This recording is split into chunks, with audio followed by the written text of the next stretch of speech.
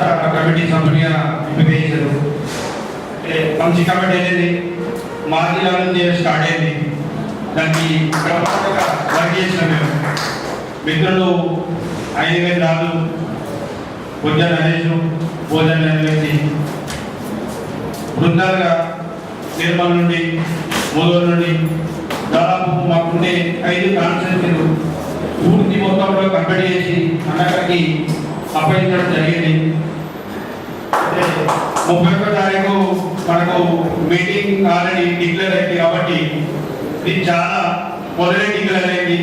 దాదాపు 45 రోజుల మొదలై డిక్లేర్ అయింది కాబట్టి సోషల్ మీడియా ద్వారా లేదా మెసేజ్ల ద్వారా, ఫోన్ల ద్వారా ఇప్పటికే చాలా మందికి తెలిసిందని అనుకుంటున్నాను. కాబట్టి ఆ డేటే ఫిక్స్ చేస్తే బాగుంటుందని కోరుకుంటున్నాను. రెండవది, ఇక్కడ ఈ మండల అధ్యక్షులు కానీ, జిల్లా అధ్యక్షులు కానీ రావడానికి ఇంకా ఇంకో 2 వారాలు అక్కడే హైదరాబాద్లో పెద్ద మీటింగ్ ఉంది కదా.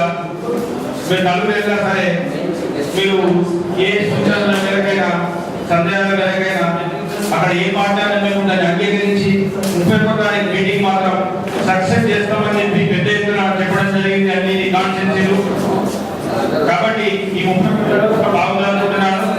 తర్వాత 31 దాటితే ఈసారి వర్షాలు కూడా తొందరనే ఉన్నాయని చెప్పి వాతావరణ శాఖలో కూడా చెప్పడం జరిగింది.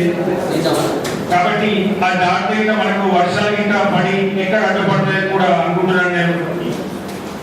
ఇంకో విషయం ఏంటంటే, సకాలంలో వర్షాలు చేస్తే మనం ఒకవేళ ఈ డేట్ మార్చి ఇంకా అప్పటి నుంచి వారము 2వ వారం గిట్ట పెడితే గిట్ట అప్పటికి వ్యవసాయ పనులు చూరైపోతాయి. కాబట్టి మన మీటింగ్కి కొంచెం మంది రావడానికి అనుకూలంగా ఉంటారో లేదని చెప్పి నేను అనుకుంటున్నాను.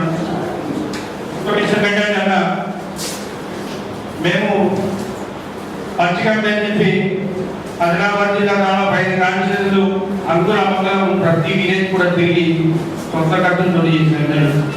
కాబట్టి మేము మీరు ఎప్పుడు పిలుపునిచ్చినా దగ్గర రావడానికి సిద్ధంగా ఉన్నాం. విషయం ఏంటంటే, ఇవాళ మేము 2 టాటా సుమోలు బ్యాంకులో తీసుకొని రావాలనుకున్నాము.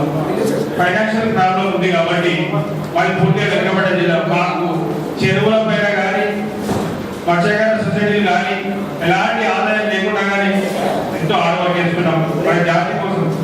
కాబట్టి మీరు ఏదైనా మీటింగ్ పెట్టినా కానీ మమ్మల్ని కూడా చూడాలని కూడా రాష్ట్రాన్ని కోరుతున్నాం.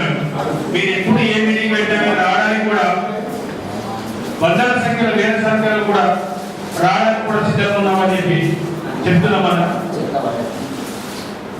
ఈ అవకాశం ఇచ్చిన అందరికీ ధన్యవాదాలు తెలుపుకుంటూ ముగిస్తున్నాను.